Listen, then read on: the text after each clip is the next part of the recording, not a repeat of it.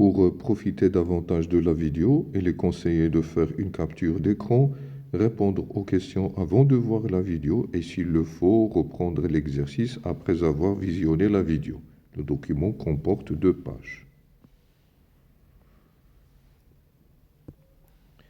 Principe de la modulation.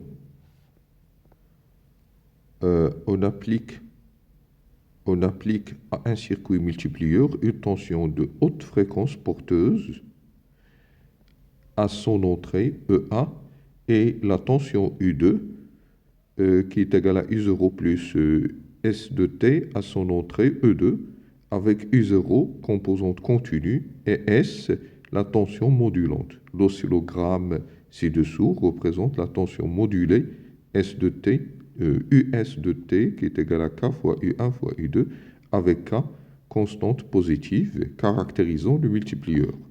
Définir la modulation d'amplitude. Réponse. Alors, la modulation d'amplitude est la multiplication d'un signal basse fréquence informatif par une porteuse haute fréquence. Alors, la question qui suit, on nous demande de montrer en précisant les expressions de A et de M que la tension S de T s'écrit sous la forme de S de T ou bien US de T est égal à A fois le reste. Alors, calcul très classique que l'on doit savoir faire. 1, 2. On va partir du fait que US de T c'est K fois U1 de T fois U2 de T, c'est ce qu'on nous a donné.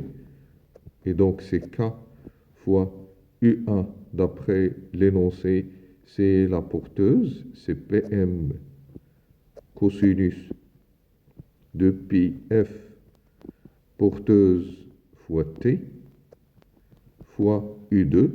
U2 c'est U0 plus S de T. Donc c'est K fois PM fois I0. Je remplace S de T par SM cosinus de pi F signal de T. On ferme les parenthèses fois cosinus de pi F porteuse fois T. Si on factorise par I0, donc ça donne K fois PM fois I0, facteur de 1, plus SM sur I0, cosinus de pi F signal fois T, fois cosinus de pi F porteuse fois T. Alors cette quantité-là, c'est ce qu'on va appeler A, tout court, et le reste, A plus, alors ce rapport-là, ce rapport, on va l'appeler M, cosinus de pi F signal de T fois cosinus de pi F porteuse fois T. Voilà, donc pour cette question-là. La question qui suit, on nous demande de trouver S et PS, c'est-à-dire la fréquence du signal et la fréquence du signal et la fréquence de la porteuse. 1, 3.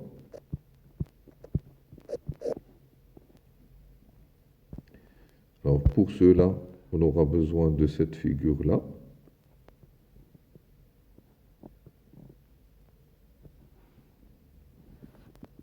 D'après le graphe qu'on nous a donné, eh bien cette quantité-là, c'est en fait T signal. Et donc la quantité comprise entre deux sommets consécutifs, ça c'était porteuse. Donc on va dire que T signal, tout d'abord on va commencer par T signal, lecture directe. Donc là c'est 5 et là ça va être 10. Alors lecture directe, ça donne T signal est égal à 10 millisecondes. Et par suite, F signal est égal à 1 sur T signal est égal à 1 sur 10 fois 10 puissance moins 3, 10 moins 2. Donc vous la faites remonter en haut, ça donne F signal est égal à 100 Hertz. Alors, pour la période T porteuse, eh bien, la technique que l'on doit maîtriser parfaitement, on doit compter, on a combien de T porteuses entre ce point-là et ce point-là. Alors, voilà, donc une T porteuse, 2 T porteuses, 3 T porteuses, 4 T porteuses, 5 T porteuses. Si vous continuez, vous allez trouver 6, 7, 8, 9 et 10. Donc, on a, donc dans chaque T signal, il y a 10 fois T porteuses. Donc, ce qui nous permet de trouver que T porteuse, c'est T signal sur 10. Et donc, T signal sur 10, 10 millisecondes sur 10, ça donne 1 milliseconde. Du coup, la fréquence de la porteuse va être égale à 1 sur T de la porteuse, 1 sur 10 puissance moins 3, soit une fréquence F porteuse est égale à 1000 Hertz que l'on va encadrer.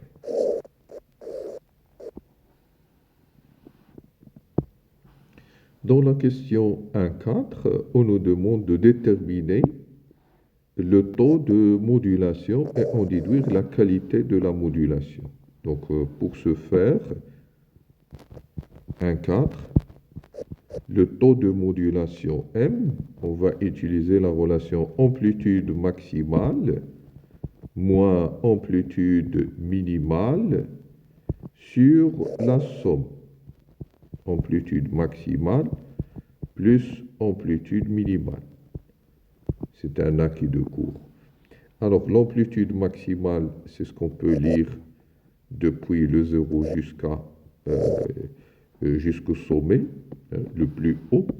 C'est donc 3 volts, moins l'amplitude minimale, c'est depuis le 0 jusqu'à ce point-là. C'est donc A, 3 moins 1 sur 3 plus A. Donc, c'est 2 sur 4, c'est 0,5. Sans unité, bien sûr. Donc là, nous avons la valeur de M qui est égale à 0,5, donc inférieure à 1, et la fréquence de la porteuse qui est égale à 1000, elle est supérieure ou égale à 10 fois la fréquence du signal. Elle est égale à 10 fois la fréquence du signal, et par suite, elle est supérieure ou égale. Et donc, on a ces deux conditions qui sont satisfaites. Donc, on parle d'une bonne modulation. La qualité de... donc, en déduire la qualité de la modulation, eh bien, il s'agit d'une bonne modulation. Donc, démodulation, le circuit simple de la réception d'une onde AM, représentée ci-dessous, comporte 3 parties principales. La première partie est constituée d'une bobine d'inductance LA, celle-là, et d'un condensateur de capacité C est égal à 1 nanofarad. Précisez le rôle de chacune des 3 parties. Alors, réponse.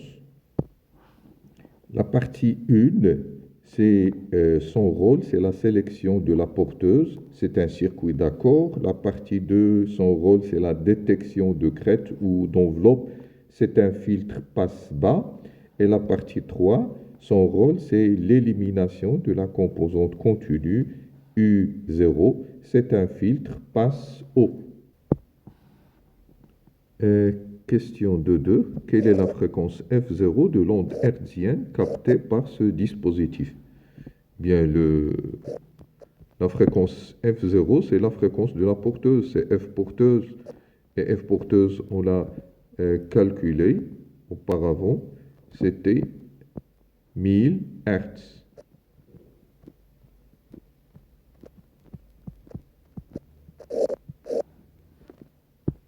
Non, attention, ce n'est pas 1000 Hertz. Les parties sont indépendantes. Donc, on doit recalculer, si vous voulez, la fréquence de la porteuse. C'est 1 sur T0. 1 sur T0, donc c'est 1 sur 2pi racine carrée de L fois C. On a les valeurs correspondantes. 1 sur 2pi racine carrée de L. Donc, dans l'énoncé, on nous donne LA. Et on nous donne une capacité C. LA, c'est 1,1 millihenri. Et C, la capacité C, c'est 1 nano, 10 puissance moins 9. On trouve donc une valeur F0 est égale à 1,52 10 puissance 5 kg, 10 puissance 5 Hertz, soit, alors si vous multipliez, si vous divisez par 1000, ça vous donne 152 kg, 152 kg Hertz.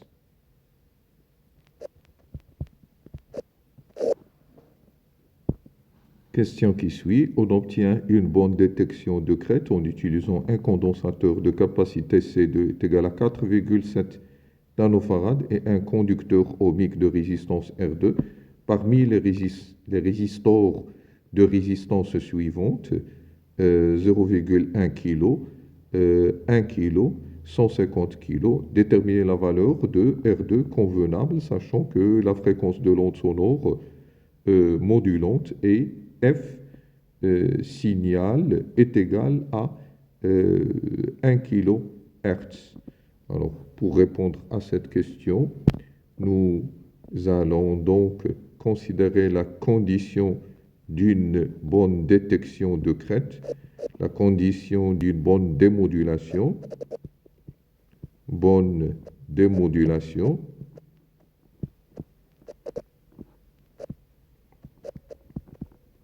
Bien, la condition, c'est que taux qui est égal à RC, il est comprise, il est strictement inférieur à T signal, qui est égal à 1 sur F signal, est très supérieur à T porteuse, qui est égal à 1 sur F porteuse, qui est égal à 1 sur F0.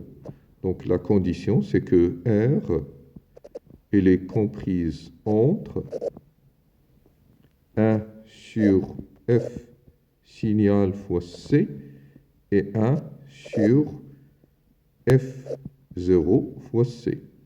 On n'a qu'à remplacer et calculer chaque borne à part. F signal, c'est ce qu'on nous a donné, c'est 1 kg, 10 puissance 3. C, c'est la capacité, en fait, c'est la capacité C2, celle-là. Donc la capacité C2, c'est 4,7 nano, 4,7 nano, que l'on doit multiplier par 10 puissance moins 9. On va calculer cette borne à part, et on calcule l'autre borne, F0, c'est ce qu'on vient de trouver, 1,52 fois 10 puissance 5, multiplié par C2, 4,7 fois 10 puissance moins 9. Alors vous calculez tout ça, et ça donne les valeurs suivantes. Alors, le calcul donne donc les valeurs extrêmes suivantes. Nous avons R, elle est comprise entre 213 kg et 1,4 kg. Bien sûr, on va trouver la valeur en ohm dans un premier temps et on la convertit en kilos. Donc, examinons les valeurs qu'on nous a données. On nous a donné 0,1 kg. Ce n'est pas inclus dans cet intervalle-là. On nous a donné également 1 kg. Ce n'est pas inclus dans cet intervalle-là. Et on nous a donné 150 kOhm. C'est la seule qui est inclue dans cet intervalle. Et par suite, la valeur correspondante, la valeur convenable, déterminer la valeur de R2 convenable. Donc la valeur de R2 convenable, donc celle-là c'est R2 en fait. D'accord? La valeur de R2 convenable, c'est 150 kilo ohms que l'on encadre. Pour la troisième partie, spectre du signal modulé, on considère un multiplieur et on applique à son entrée E1, la tension U1 est égale à S de T plus U0, avec S de T est égal à Sm cosinus 2pi F signal fois T, signal informatif, et U0 composante continue, E2 la porteuse, U2 qui est égal à Um cosinus 2pi F porteuse fois T. La tension de sortie est US est égal à K fois U1 fois U2, avec K une constante du circuit. Montrer que US sous la forme Montrer que US peut se mettre sous la forme de trois fonctions sinusoïdales. US est égal à l'expression que vous avez ici, qui est en fait la somme de trois fonctions sinusoïdales. On va partir de la relation qu'on nous a donnée, 3A. On nous a donné comme relation US, elle est égale à K fois U1 de T fois U2 de T. Alors, K, U1, on la remplace, c'est S de T plus U0. U2, c'est UM cosinus 2pi F porteuse fois T. Continuons. K, on remplace, donc on préfère l'écrire comme ça, I0. S de T, bien on va la remplacer par son expression, c'est Sm cosinus 2pi F signal fois T, que l'on va multiplier par UM cosinus 2pi F porteuse fois T. On développe K fois UM fois U0 facteur de 1 plus Sm sur U0 cosinus 2pi F signal fois T fois cosinus 2pi F porteuse fois T. Alors cette quantité-là, c'est A, facteur de 1, plus M cosinus 2pi F signal fois T fois cosinus 2pi F porteuse fois T. On développe ça, donc c'est A fois cosinus 2pi F porteuse fois T plus A fois M fois cosinus 2pi F signal fois T fois cosinus 2pi F porteuse fois T. US est donc égal à A cosinus de pi F porteuse fois T plus, alors là, on a le produit de deux cosinus. Le produit de deux cosinus, c'est 1/2 cosinus de la somme plus cosinus de la différence. Donc 1/2, c'est-à-dire A sur M2, cosinus de la somme.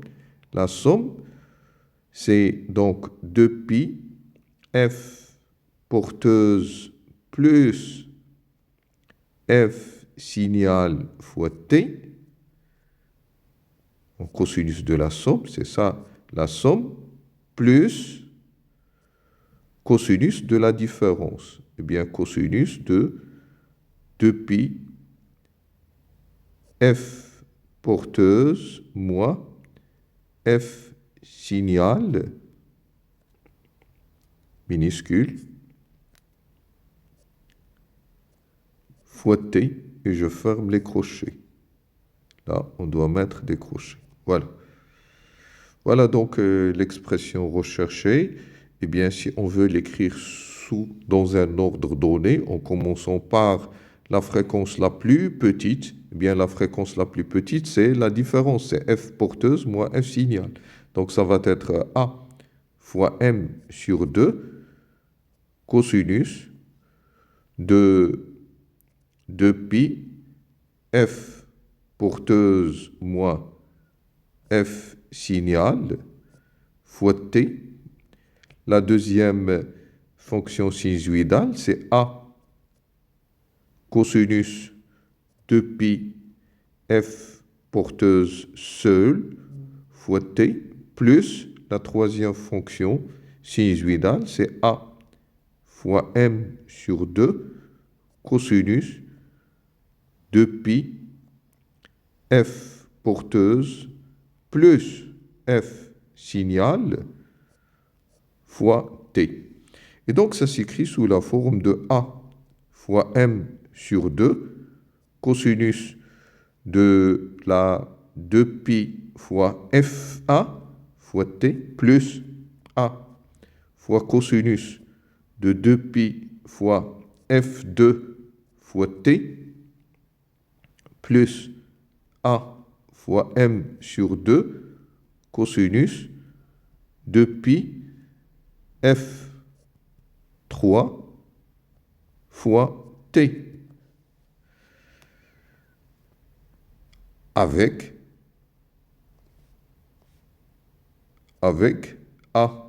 C'est ce qu'on a trouvé, c'est en fait K fois UM fois U0. M, c'est SM sur U0. FA, c'est F porteuse moins F signal.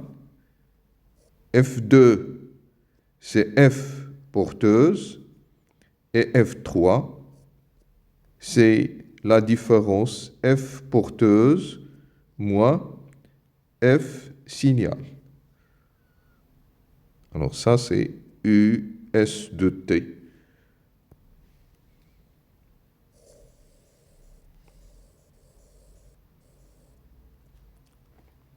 Voilà pour cette question-là.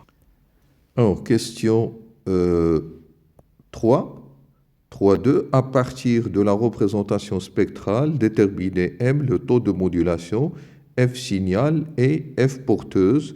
La modulation est-elle bonne?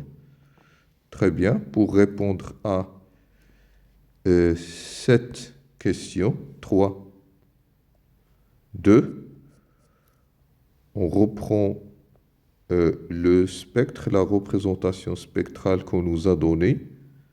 On va l'agrandir un petit peu.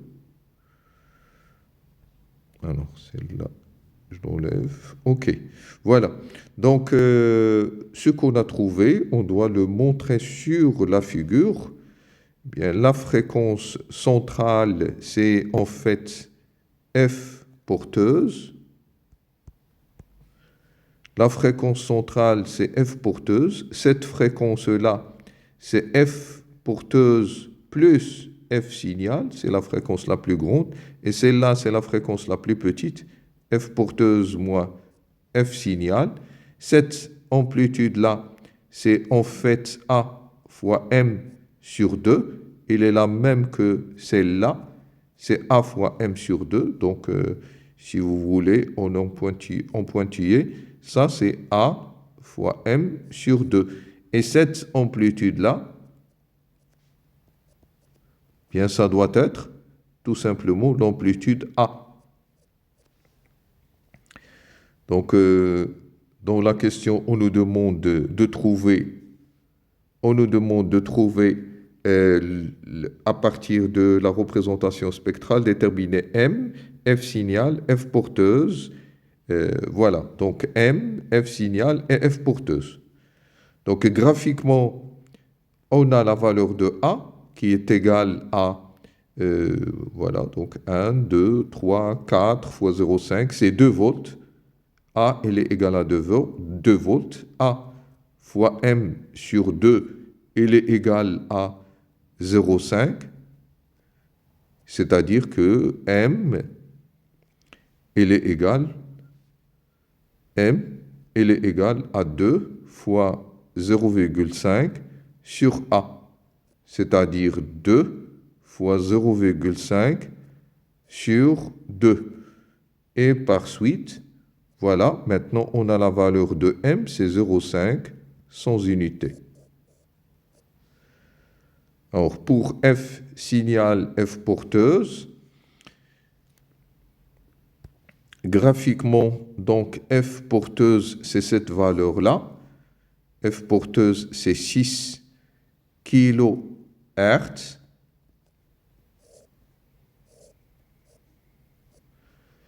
Pour F signal, bon, vous pouvez considérer ce que vous voulez. Je vais considérer celle-là. Alors celle-là, ça nous donne F porteuse, graphiquement, F porteuse moins F signal, il est égal à 5,5 kHz. Et donc, F signal est égal à F porteuse moins 5,5. C'est-à-dire 6 moins 5,5, ça fait 0,5. F signal, il est donc égal à 0,5 kHz.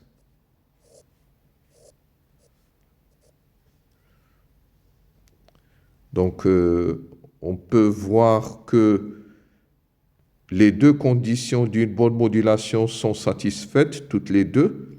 M, elle est inférieure ou égale à 1. Et la fréquence porteuse, elle est supérieure ou égale à 10 fois la fréquence du signal. Et donc, on a une bonne modulation.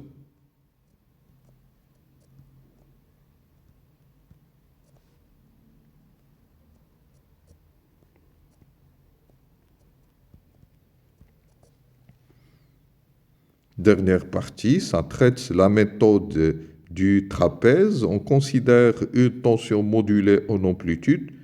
US est égal à K fois U0 plus S de T fois V, avec K constante, U0 constante continue, composante continue. S de T est égal à SM cosinus 2pi fois 10 puissance 3T, signal informatif. VP est égal à UM cosinus pi fois 10 plus 5 fois T, tension porteuse. Déterminer graphiquement le taux de modulation. Très bien. Alors, pour ce qui est taux de modulation, on doit montrer quelques grandeurs sur la figure. Celle-là, cette grandeur-là, ça représente l'amplitude maximale. Donc ça, c'est en fait l'amplitude maximale.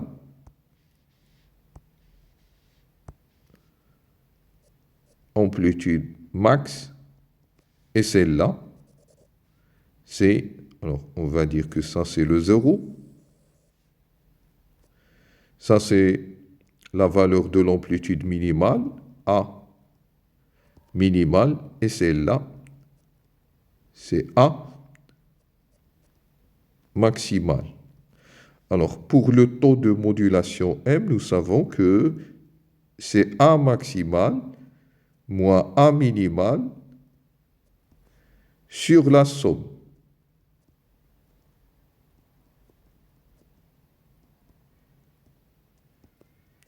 On remplace A maximal, c'est 2 volts. A minimal, alors 1, 2, 3, 4, 5. 5, 2 volts sur 5, ça fait 0,4. Donc moins 0,4 sur 2 plus 0,4. On obtient une valeur 0,67 comme taux de modulation. Dans la question qui suit, 4, 2, on nous demande de déterminer les valeurs de U0 et de PM. Réponse. Pour la détermination de U0, on va utiliser la relation M est égal à SM sur U0, c'est-à-dire que U0, elle est égale à SM sur M. La valeur de SM, c'est la valeur maximale que l'on voit ici. Donc cette valeur-là, c'est en fait SM. 1, 2, 3, 4 divisions. Chaque division, c'est 0,5. Donc 4 fois 0,5, c'est 2 volts. Et pour M, c'est soit vous faites 0,67 ou bien, plus exactement, c'est 2 tiers. Donc 2 tiers. Et donc ça donne 3 volts. Donc U0, il est égal à 3 volts. Pour UM, on va considérer la relation du cours qui nous dit que A maximal, l'amplitude maximale, c'est en fait A. L'amplitude maximale, c'est en fait A, facteur de 1 plus M. Et A n'est autre que K fois U0 fois UM, oui, facteur de 1 plus M. Donc, UM qu'on cherche, il est égal à l'amplitude maximale, qu'on peut lire directement sur le graphe, divisé par K, fois U0, fois UM, facteur de 1 plus M. Donc, A maximal, c'est 2 volts. C'est cette valeur-là. C'est 2 volts sur K, une valeur qui manquait au document de départ. Il faut l'ajouter, c'est 0,1 volt que l'on va multiplier par I0. Donc I0, on l'a trouvé, c'est 3 volts. Attention, UM est égal à A maximal sur K fois I0. Non, il n'y a pas ce terme-là. Une simple multiplication ici. Facteur de 1 plus M, c'est donc 2 tiers. Tout calcul fait, ça nous donne 4 volts.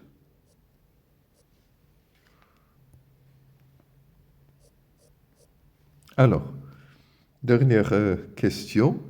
La modulation est-elle bonne? 4, 3.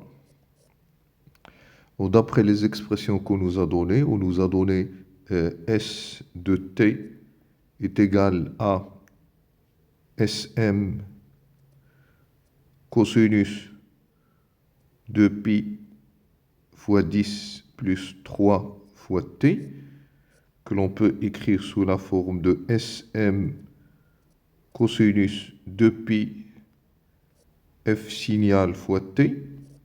Et donc, j'en déduis que f signal, par identification des termes, ce terme doit être égal à celui-là, c'est 10 plus 3 Hz. D'une part. D'autre part, j'ai l'autre expression, la porteuse, U porteuse, ou bien on l'a appelée V porteuse.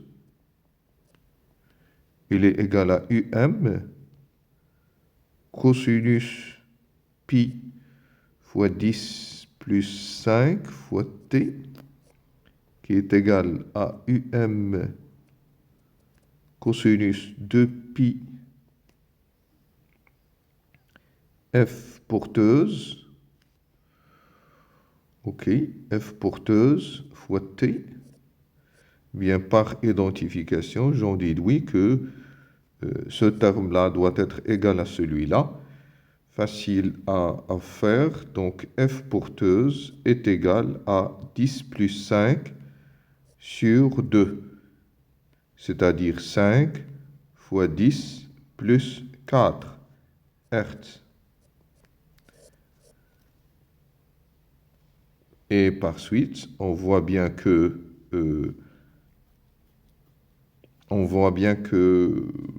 oui, la modulation, elle est bonne du fait que f porteuse, elle est supérieure à 10 fois, supérieure ou égal à 10 fois f signal, et le taux de modulation, m, elle est inférieur à a. Donc, comme je n'ai plus de place, alors voilà ce que je veux faire, réduire tout ça.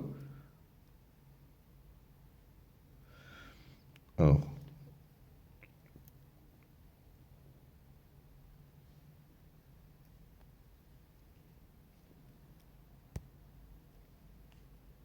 je poursuis.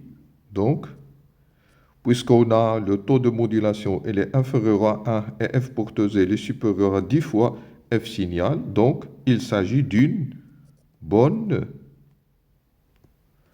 modulation. Voilà, c'est tout pour cet exercice.